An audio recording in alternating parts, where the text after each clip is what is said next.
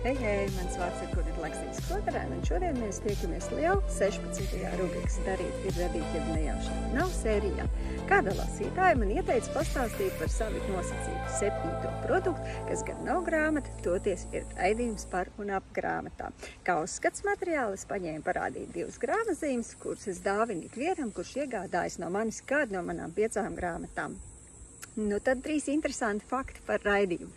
Pirmais fakts, kad sociālais mēdījis Laiva man piedāvāja vadīt raidījumu par grāmatām, man pirmā reakcija bija kategorisks ne.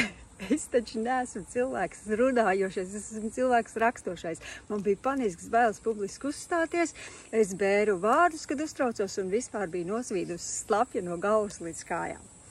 Bet Elīna teica, nē, padomā par to, un pēc 3 nedēļām, kad viņa paziņoja, ka viņa ir ieplānojusi man raidījumu, man neatlika nekas cits kā riskēt un iet gaisā, un tagad es nevaru iedomāties savu ikdienu bez šī raidījuma vadīšanas. Otrais fakts, apmēram pusi no saviem viesiem, kas visi ir brīnišķīgi un fantastiski cilvēki, es līdz raidījumam nepazinu.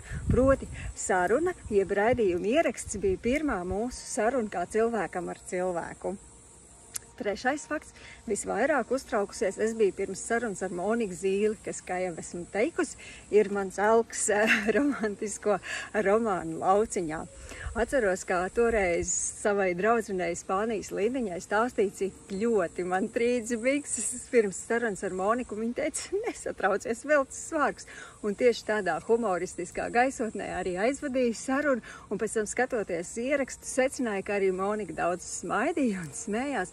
Tātad viss bija kārtībā. Nu tad tagad ir pienācis jau 4. gads, kopš es vadu šo raidījumu. Tūlīt šomēnes ies gaisā jau 42. raidījums, un šoreiz mana viešņa būs asmēlīgā ietekmele Kristīna Pīkanene. Tad sekojiet līdzi reklāmai 15. augustā 8. vakarā.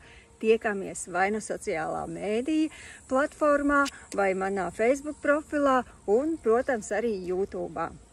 Sekojiet līdzi un tiekamies gan raidījumā, gan šajā rubrikā, gan ielās. Atā, čau, čau!